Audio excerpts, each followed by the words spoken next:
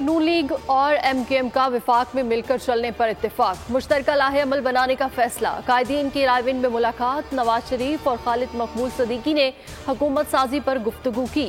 दोनों जमातों में बुनियादी निकात तय पा गए। कहा मुल्क और कौम के मफाद के लिए मिलकर चला जाएगा।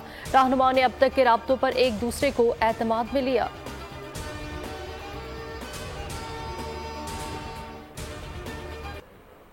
पाकिस्तान को बहरान से निकालने पर बात हुई, हुकूमत साजी से मुतालिक बात नहीं हो सकी। खालिद मकबूल सिद्दीकी की लीगी क़यादत से मुलाकात के बाद मीडिया से गुफ्तगू। कहा इंतखाबात ने चैलेंजिंग सूरत हाल पैदा कर दी, सियासी नुकसान भी होता है तो रियासत बचाने की जरूरत है।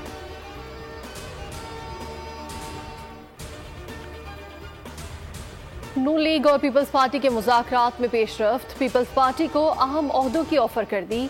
नून लीग की जानिब से सदर पाकिस्तान, स्पीकर कौमी असम्बली और चेयरमैन सेनेट की पेशकश। सीनियर वजीर पंजाब और वजीर आला बलूचिस्तान की भी ऑफर। आसिफ जरदारी पार्टी रहनुमाओं से मुलाकात के बाद हतमी फैसला करेंगे। PPCEC का इजलास कल तलब।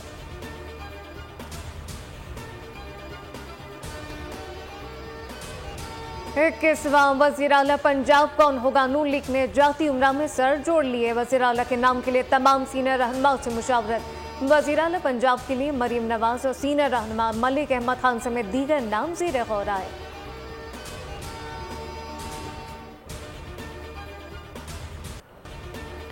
नून लीग को पंजाब में अक्सरियत हासिल हो गई, सूबे में मजबूत हुकूमत कायम करेंगे। लीगी रहनुमा आजम नज़ीर तारड़ कहते हैं विफाक में किसी एक जमात के पास हुकूमत बनाने का मैंडेट नहीं, ख्वाहिश है मरकज में मजबूत अलायंस बने। एक जमात को नताइज पर तहफ़्फ़ुज़ात हैं, हमें भी तहफ़्फ़ुज़ात हैं, लेकिन मैंडेट तस्लीम किया।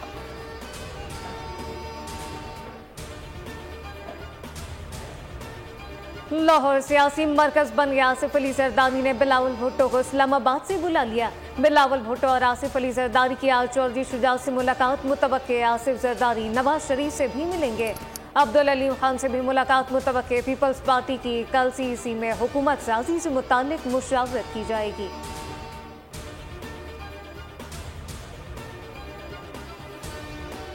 नवाज शरीफ और मरियम नवाज के वजीर आजम बनने का कोई इम्कान नहीं। शहबाज शरीफ या बिलावल भुट्टो वजीर आजम बनेंगे।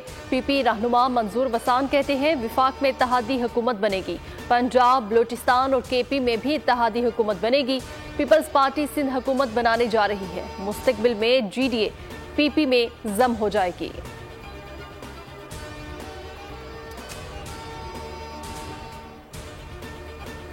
कौमी असम्बली के 264 हल्कों के नताइज मौसूल। एक हल्के का नतीजा रोक लिया गया। 101 आज़ाद उम्मीदवार कामयाब। नून लीग 75 नशिस्तें हासिल कर पाई। पीपल्स पार्टी के 54 उम्मीदवार कामयाब करार पाए। MKM के 17, कफली के 3, JUI के 4 अरकान कौमी असम्बली में पहुंच पाए। IPP के 2 उम्मीदवार इलेक्शन जीत सके। Balochistan Awami party, national party, MWM, Pashtunkhwa Awami, national party और मुस्लिम लीग ज़िया की एक नशिस्त।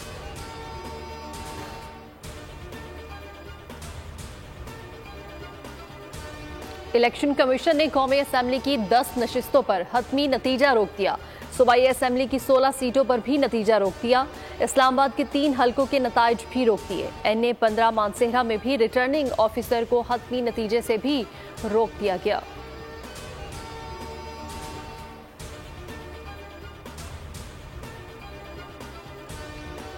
आम इंतखाबात में शानदार कामयाबी। 8 साल बाद अजीजाबाद में पावर शो। MKM पाकिस्तान ने आज यौम तशक्कुर मनाने का ऐलान कर दिया। जिना ग्राउंड अजीजाबाद में आज जलसा होगा।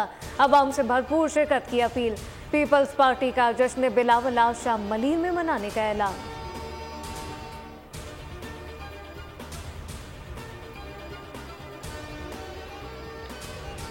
इलेक्शन कमीशन ने नून लीग, PP और MKM को सपोर्ट किया। कराची में जमात इस्लामी का मैंडेट चुराया गया। अमीर जमात इस्लामी सराजुल हक का इलेक्शन कमिश्नर के फौरी इस्तीफे का मुतालबा। मरकजी क़यादत के इजलास से खिताब में कहा जाली इलेक्शन के नतीजे में जो हुकूमत बनेगी वो भी जाली होगी। इन इंतखाबात से मजीद अदम इस्तेहकाम पैदा होगा।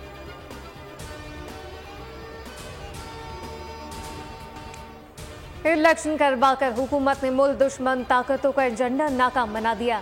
जाना चकजई कहते हैं इलेक्शन में तारीखी कामयाबी पर कौम, पाक फौज, पुलिस, इलेक्शन कमीशन और तमाम इदारे मुबारकबाद के मुस्तहिक हैं।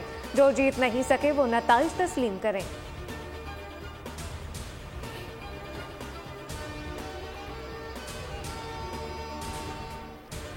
बलूचिस्तान असेंबली की 51 नशिस्तों के नताइज मुकम्मल। पीपल्स पार्टी और जेयूआई को 11-11 नशिस्तें मिली। नूली के हिस्से में 10 सीटें आईं। 6 आज़ाद उम्मीदवार भी कामयाब हुए। बलूचिस्तान अवामी पार्टी ने 4, नेशनल पार्टी ने 3 नशिस्तें हासिल की। हक 2 तहरीक और जमात इस्लामी को 1-1 सीट मिली। बलूचिस्तान नेशनल पार्टी और BNP अवामी ने भी 1-1 नशिस्त हासिल की।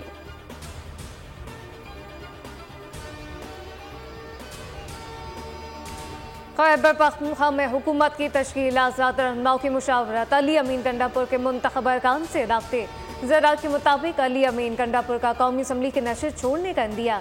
हरीपुर से अकबर अयूब और अरशद अयूब वज़ारत आला के लिए सरगर्म। अली अमीन गंडापुर को जुनूबी अजला के अरकान की हिमायत हासिल।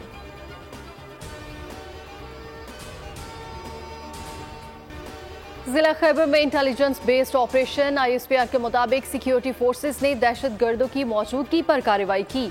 शदीद फायरिंग के तबादले में दाइश का दहशतगर्द मारा गया। सूरत गुल उर्फ सैफुल्ला इंतहाई मतलूब था। दहशतगर्द कमांडर से हथियार और बारूदी मवाद बरामद। कई दहशतगर्द कार्रवाइयों में मुलव्वस था। इलाके से दहशतगर्दों के खात्मे के लिए सैनिटाइजेशन ऑपरेशन।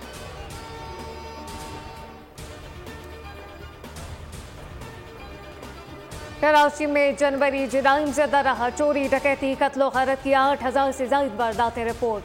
50 शहरी कत्ल कर दिए गए। पुलिस के हाथों 9 डाकू मारे गए। 118 जख्मी हालत में गिरफ्तार। डकैती मुज़ाहमत पर 14 अफराद से जीने का हक छीन लिया गया।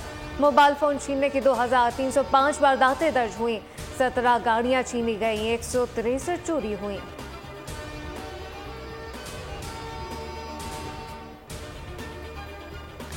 गजा पर इसराइली फौज के वहशाना हमले 4 माह से जारी। फलस्तीनी शोहदा की तादाद 28,000 से जायद हो गई। रफा से भी फलस्तीनियों को जबरी बेदखल करने और जमीनी हमले का मंसूबा। रिपोर्ट्स के मुताबिक 15 लाख फलस्तीनी रफा में पनाह लिए हुए हैं। लबनान में इसराइली फजाई हमले में हिजबुल्लाह रहनुमा समेत 3 अफराद शहीद।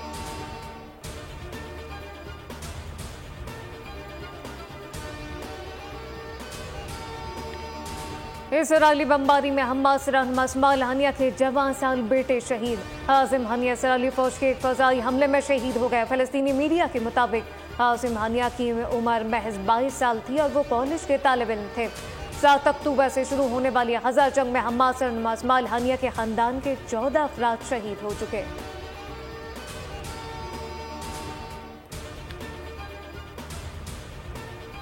गजा पर इसराइली बमबारी से सब कुछ मलियामेट। 15 साला फलस्तीनी ने अपने खैमे में बिजली पैदा करके सबको हैरान कर दिया।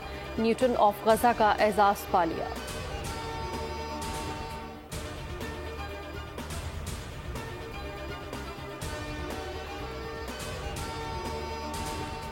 फ्रांसीसी शहरी ने माचिस की तीलियों से बना दिया दुनिया का बुलंद तरीन आईफिल टावर। रिचर्ड ने मुनफरिद आकार से गिनीज बुक वर्ल्ड रिकॉर्ड में जगह बना ली। 47 साल फनकार ने 8 बरसों में 23 फीट बुलंद आईफिल टावर मॉडल बना दिया।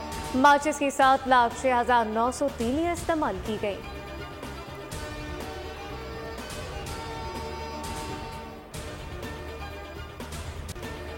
रेडियो टेलीविजन के नामवर फनकार काजी वाजिद की 6ठी बरसी। काजी वाजिद ने 10 बरस की उम्र में फ़नी करियर का आगाज़ किया। 25 बरस तक रेडियो से मुंसलिक रहे। 60 की दहाई में PTV से रिश्ता जोड़ लिया। ड्रामा खुदा की बस्ती से शोहरत हासिल की। धूप किनारे, अनकही, तन्हाइयाँ, हवा की बेटी, तालीम बालगा और अनारकली में उनके किरदार हमेशा याद रखे जाएंगे।